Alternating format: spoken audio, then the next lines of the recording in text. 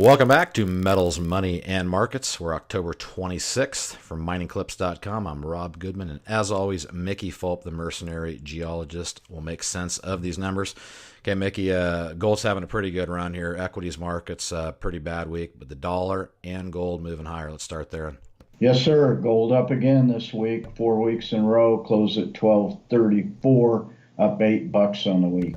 Silver and platinum did not participate. Silver was up 6 cents, platinum was flat. There's a variety of things going on here. Safe haven, gold fleeing, demand up, geopolitics, market jitters, basically more of a risk-off environment. That's always good for gold. Meanwhile, palladium actually went over $1,100 an ounce a couple of days ago, ended up at $10.95 for a 2.1% gain on the week. Yeah, meanwhile, copper here, another off week. Yeah, actually, copper sold off the last couple of days. It's in severe backwardation once again. Really weighed in trade war talk, China getting bashed for not coming to the table. Strong U.S. dollar this week. It's really combined to take the whole base metal complex down. Copper actually only closed off a penny at 280. And shifting gears over to the energy markets here, oil continues that trend. It's getting brutal. Yeah, there's a bunch of supply-demand fundamentals coming into play in the WTI market right now. Probably the biggest thing is pipeline and port capacity is limiting shale production in West Texas. WTI closed off at 67.64. That's down another 2% this week. It's basically off close to 10% over the last 3 weeks. Rigs are up 1. Production was off in the U.S. to 10.9 million barrels. Really what's weighed on the market is the last 2 weeks. Inventories in the U.S. up 6 million barrels both weeks, now on a 5-week run with increasing inventories. Meanwhile, hedge funds are backing out of their net long position. They still remain net long, but massively moving out. Meanwhile, uranium up actually 17 cents this week. It's been up 5 weeks in a row. It's gained a whopping 35 cents in 5 weeks for an average of 7 cents a week, but it continues on the uptick. Heading over to the currency markets, dollar showing some strength, crosses 96.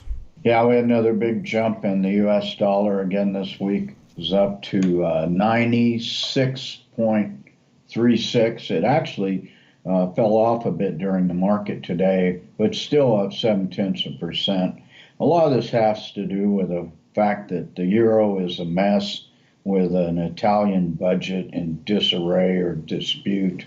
No agreement there.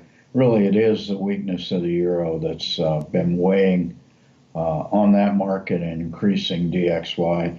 It closed at 114, down 0.8%. Luna was basically flat to close at 76.43. And finishing up with these equities markets, some of them are in correction territory. Pretty volatile week here, but that Dow pretty red. Yeah, NASDAQ is now officially in correction territory as of today, but barely so. Closed at 71.67, down almost 4%. The techs have been very weak. Dow closed at 24.688 for a 3% loss. S&P 500 26.58 for a 4% loss. Extremely volatile markets all over the place. From up to down to back again on a daily basis, weighed on, I should say, by federal interest rate disputes between Trump and Powell. It is October, which is historically the worst month of the year for major U.S. markets. Chinese tensions over trade, the elections, jitters on what's going to happen in the upcoming elections, which are now, 11 business days away. All negative for the markets. They're all below their 200-day moving averages. The VIX was at 25 today, which is pretty high volatility. And in our world here, the Toronto Venture Exchange really in bad shape. Yeah, it lost another 5.5% this week, closed at 644.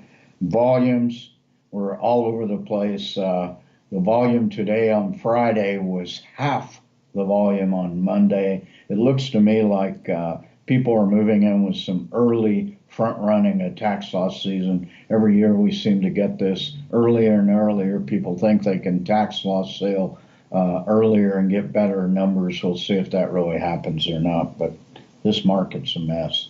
Okay, Mickey, as always, appreciate the insight, and we will actually see you next week in New Orleans for the investment conference with Brian London. So appreciate the insight, and we will catch you then. See you in the Big Easy.